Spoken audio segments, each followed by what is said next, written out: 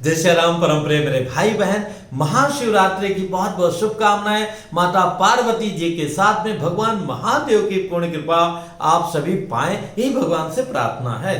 पर कृपा तभी मिलेगी जब आप प्रयत्न करेंगे, क्योंकि भगवान शिव जी की सबसे प्रिय रात्रि को ही महारात्रि कहा गया है। माता पार्वती जी के पूछने पर एक बार भगवान शिव जी ने स्वयं कहा कि महाशिवरात्रि को जो जल चढ़ाते हैं मुझ पर, बेलपत्र चढ़ाते हैं, चावल चढ़ाते हैं, फूल चढ़ाते हैं, भांग धतूरा चढ़ाते हैं, धूप करते हैं, दीप करते हैं, भोग लगाते हैं, कई प्रकार के फल चढ़ाते हैं, वस्त्र इत्यादि से श्रृंगार करते हैं, दक्षिणा चढ़ाते हैं, महाआरती करते हैं, उससे भी मैं उतना प्रसन्न नहीं होता जितना उस दिन जो कोई मेरे निमित्त उपवास करता है, व्रत रहता है। भगवान शिव जी ने स्वयं कहा है। सोचिए कितनी बड़ी महिमा है। और इसी महाशिवरात्रि की महारात्रि में तो भगवान जी का अभिषेक कराने का, पूजा कराने का, पाठ कराने का बड़ा ही महत्व है। ईशान संहिता में आया हुआ है कि फाल्गुने कृष्ण पक्ष या तिथि चतुर्दशी तस्याम या तामसी रात्रि सोचते शिवरात्रि का तत्रोपवासम कुर्वाण प्रसादयामि माम ध्रुवम। मतलब जो व्यक्ति उस दिन उपवास करेगा उसके ऊपर मैं प्रसन्न होगा, ये निश्चित है। ध्रुव मतलब निश्चित है। ना स्नाने ना वस्त्रे, ना कोई मुझे स्नान कराएगा, वस्त्र चढ़ाएगा, ना धूपे ना धूप दिखाएगा, ना कई प्रकार से सजाएगा, उससे मैं उतना प्रसन्न नहीं होऊंगा जितना कि तुष्यामी न तथा पुष्पै तथा तत्रोपवासतः, उपवास से जो व्यक्ति हमारी सेवा करेगा। लेकिन इसमें डबल फायदा होगा। अगर आप उपवास भी हैं और भगवान जी की सेवा कर रहे हैं तो फिर कहने क्या है, आनंद आ जाएगा। और जो व्यक्ति महाशिवरात्रि की तिथि को, पर्व को व्रत नहीं रहता है, उसको महापाप का भागी बनता है। जैसे कहीं तिरंगे का जनगण मन राष्ट्रीय गान हो रहा हो और आप उस प्रकार से खड़े ना हो, आप सक्षम होते हुए भी, तो जो है महापाप लगता है। ऐसे ही जब आप महाशिवरात्रि में स्वस्थ हैं, निरोगी हैं और आप भगवान जी के निमित्त, और निमित्त भगवान का अपने ही पापों को काटना है, आप व्रत नहीं रहेंगे तो महापाप लगता है। और अगर आपने नियम पूर्वक केवल व्रत रह लिया, पूजा किया तो और भी अच्छी बात है, तो महापापों से आपको मुक्ति हो जाएगी। पूरे संसार का ऐश्वर्य जितना आपके भाग्य में है, थोड़ा उससे ज्यादा भी भगवान आपको प्रदान करेंगे। ये शिव जी का वाक्य है। क्योंकि फाल्गुन कृष्ण चतुर्दश्याम आदि देवो महाऋषि, इसी महारात्रि में शिवलिंगा तयोद्भूत कोट सूर्य समप्रभा, करोड़ों सूर्य के प्रभा के तेज के समान महाशिवलिंग, शिवलिंग का जो है प्रादुर्भाव हुआ था। इसलिए बहुत ही अच्छा समय है। इसके व्याख्या में जाऊंगा तो बहुत समय लगेगा।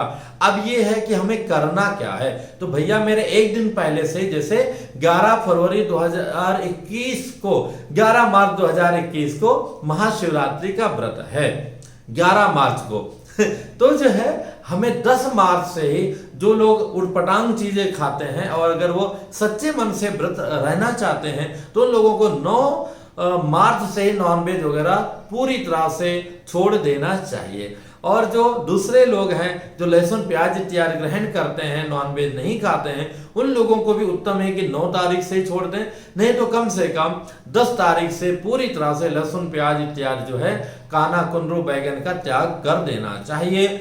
शिवरात्रि पूरा निराजल रहा जाए, लेकिन जैसी हमारी शारीरिक स्थिति हो वैसा रहना चाहिए। नहीं तो जल पी करके व्रत रहिए। 10वीं को मतलब 10 तारीख को एक दिन पहले एक समय भोजन कीजिए दोपहर के, अथवा कम से कम सूर्यास्त के पहले भोजन कीजिए। सूर्यास्त के बाद भोजन ग्रहण मत कीजिए, वो भी सात्विक भोजन कीजिए। उसके बाद में प्रातः से ही जय जय सियाराम, ऐसा नहीं कि सुबह 4 बजे उठ करके जय जय सियाराम कर लिया, ऐसा नहीं। सोने के बाद जब भी जगें तो उसके बाद से निराजल रहना सबसे उत्तम है। केवल एक समय जल पीना मध्यम है। दोनों समय जल पी सकते हैं एक बार। इसके बाद में एक बार केवल दूध पी लिया, अथवा एक बार केवल फल लिया, अथवा नहीं चलता है तो 2 बार थोड़ा थोड़ा सा फल ले लिया। तो इस प्रकार से आप व्रत कर सकते हैं। उस दिन जो कूटू का आटा, राजगीरे का आटा, साबूदाना की खिचड़ी, तमाम प्रकार की चीजें लोग ग्रहण करते हैं, ये ग्रहण नहीं करना चाहिए। दूसरी बात, जो लोग शिव जी का नाम लेकर के भांग पी लेते हैं, नशा करते हैं, जय जय सिया राम, वो अपना नाश करते हैं, ना कि अपने पापों का नाश। अगर आप ऐसा नहीं करेंगे तो पापों का नाश होगा, और नशा करेंगे तो आपके शरीर की, आपकी बुद्धि की, आपके मन का नाश होगा। शिव जी बिल्कुल प्रसन्न नहीं होंगे। तो किसी भी रूप में नशा मत कीजिएगा।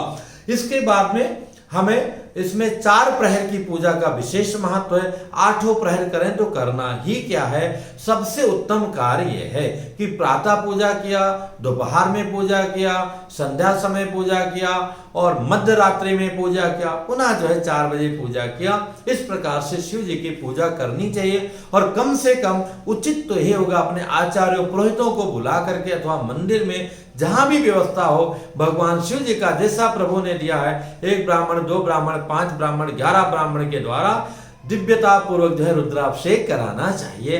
ये सर्वोत्तम लाभ है, इनसे बड़े कोई दयालु नहीं है। तो इसलिए इस तारीख को नोट कर लीजिए। इससे संबंधित जो प्रश्न हो कमेंट्स कीजिएगा, मैं बताने का अवश्य प्रयत्न करूंगा। मैं आप सबसे क्षमा चाहता हूं, बहुत दिनों से पता नहीं किसकी नजर लग गई, क्या हो गई है, क्या हमारे राघव की इच्छा है कि मैं चाह करके भी वो सेवाएं नहीं दे पा रहा हूं जो लगातार देना चाहता हूं। पर शिव जी की कृपा से मुझे भरोसा है कि फिर से मैं लगातार आप लोगों को सेवा देते रहूंगा। तो इस व्रत को अवश्य कीजिएगा, छोटे बच्चे, बड़े, बूढ़े सब लोग कीजिएगा जैसा हो सके। और व्रत तो आपका एक लाभ हुआ, लेकिन इसके साथ में उस दिन आप आचार्य पुरोहितों को नहीं बुला सकते, स्वयं नियम बना लीजिए। कम से कम पूरे दिन में हम 111 ओम नमः शिवाय मंत्र का जाप करेंगे। माताएं बहनें वो केवल नमः शिवाय बोलेंगी, ओम का प्रयोग नहीं करना उचित है। इसके बारे में फिर कभी मैं चर्चा करूंगा। और इसके बाद में रात्रि जागरण का बड़ा महत्व है। तो इस प्रकार से भी से आप प्रयत्न करने का प्रयत्न कीजिए। मैं भी अपने चैनल के माध्यम से उस दिन के लिए प्रयत्न कर रहा हूं कि सार्वजनिक पूजा कराने के लिए, और लाइव अपने चैनल पर आएगा। उसके माध्यम से आप स्वयं अपने घर में भी पूजा कर सकते हैं, देख सकते हैं और रात्रि जागरण कर सकते हैं। फिर मिलूंगा एक नई जानकारी के साथ में, लगातार आपको अपडेट देता रहूंगा। जय श्री राम।